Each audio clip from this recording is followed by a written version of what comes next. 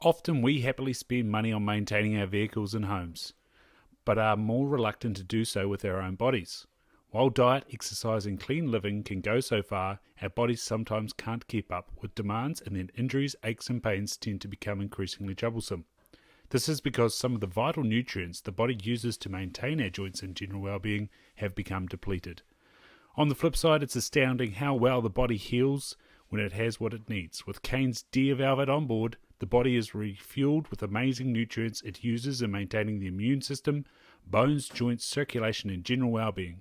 With the tank topped up, it can get on with the magic of healing and restoration. Find out more at www.canesdeervelvet.com and use the code STAGRAW252 for a 20% discount.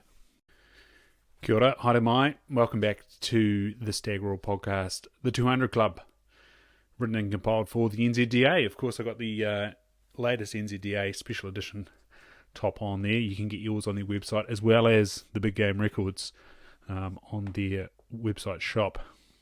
So we're just off the Napier Taupo Highway, 2006. How good? Dean R. Kent, 4x5, 31 and 5 by 31 and 2/8, a spread of 26 and 4, and a span of 19 and 2/8.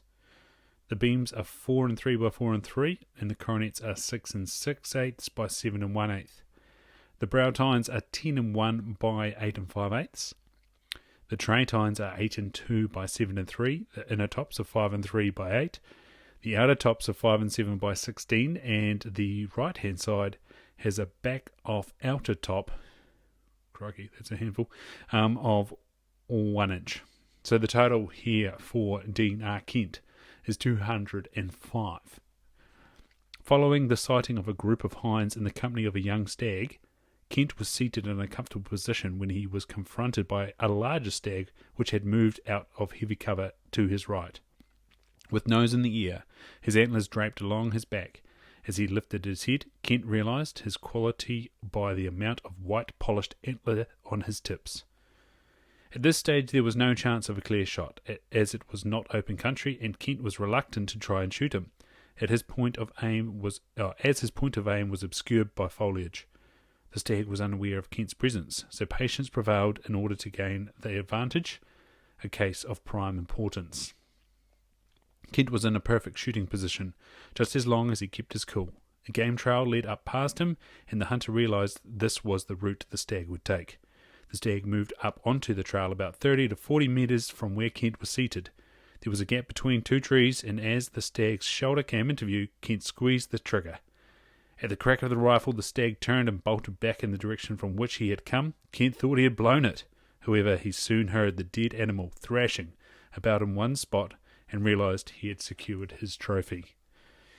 So is that something I need to learn? A little bit more patience. Turns out half an hour is not long enough. Need to push it out to 2 hours and beyond, so I'm told.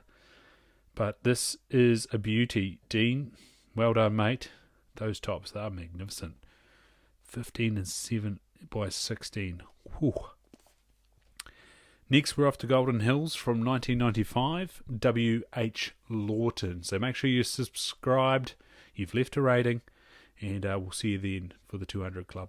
This episode of the Big Game Records, it's number 1, the Sika, Volume 1, New Zealand Big Game Records series, written and compiled for the New Zealand Deerstalkers Association Incorporated, written by D.Bruce Banwell. Published by Halcyon Press, a division of Halcyon Publishing Limited, PO Box 360, Auckland, New Zealand. The copyright is 1999 D.B. Banwell, updated edition 2009, first published 1999, all rights reserved.